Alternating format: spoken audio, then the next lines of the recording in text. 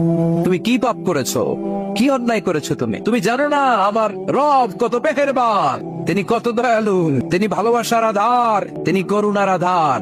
তোমার পাপ অন্যায় যদি হয় খালের পানির সমান, বিলের পানির সমান, আমার আল্লাহর দয়া সাগরের পানির সমান।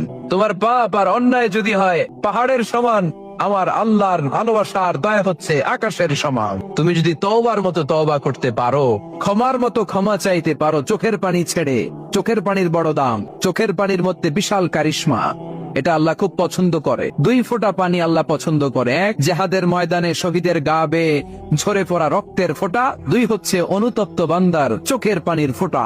বান্দা যখন অনুতপ্ত হয়ে চোখের পানি ছেড়ে কাঁদে, তার চোখের পানি চোখ বেয়ে, নাকের ডগা বেয়ে মাটিতে পড়ার আগেই ওই অনুতপ্ত বান্দার সব গুনাহ আল্লাহ মাফ করে দেয়। একদিন মনে মনে আল্লাহরে বলে, আল্লাহ আমি এত বড় কবি, আমার পায়ে দেওয়ার মতো জুতা নাই। আহা, আফসোস করে ঘর থেকে বের হয়েছে, বের হয়ে দেখে এক ভিক্ষুক ভিক্ষা করে, ওই ভিক্ষুকের 2টা পাই নাই, ভিক্ষুকের 2টা, আর কবি সাহেবের কি নাই, জুতা নাই। কবি সাহেব যখন এই দৃশ্য দেখছে, হায় রে আমার তো পা আছে, এর তো পাই নাই, সেজদায় পড়ে গেল। আর আল্লাহরে বলে, আল্লাহ শুকর আলহামদুলিল্লাহ, বেশ ভালো আছি, আর কিছু লাগবে না। এজন্য শান্তি হচ্ছে শুকর আলহামদুলিল্লাহর ভিতরে। শান্তি কিসের ভিতরে? শুকর আলহামদুলিল্লাহর ভিতরে। এজন্য আওয়াজ করে পড়েন আলহামদুলিল্লাহ। আপনার চাহিদার কোনোদিন শেষ হবে না। দেখবেন যার পা নাই সে পা দেখে আফসোস করে, ইস লোকটা হেঁটে যায়, কি সুন্দর যায়, আমি তো হাঁটতে পারি না, যদি হাঁটতে পারতাম, যদি 2টা পা থাকতো।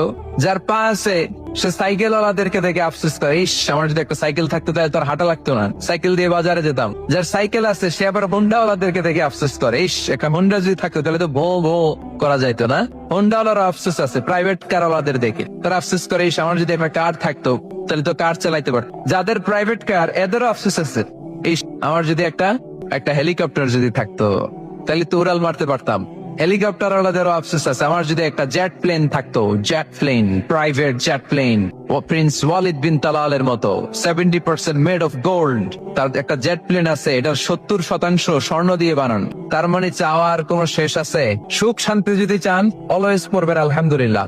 টাকা যার বেশি টেনশন তার বেশি, সাধারণত টাকা যার বেশি রূপ তার বেশি, টাকা যার বেশি শান্তি তার কম। আপনি খোঁজ নিয়ে দেখেন, 1000 কোটি টাকার মালিক, ঘরে শান্তি নাই, স্ত্রীর সাথে মনোমালিন্য, স্ত্রী যায় একদিকে, উনি যায় আরেকদিকে, পোলায় কই যায় পোলায় নিজেও জানে না, মেয়ের অবস্থা খারাপ, আরেক ছেলের সাথে হাঁটে। তো এই হচ্ছে এদের লাইফস্টাইল। সবাই না, আল্লাহ যারা তারা ভিন্ন।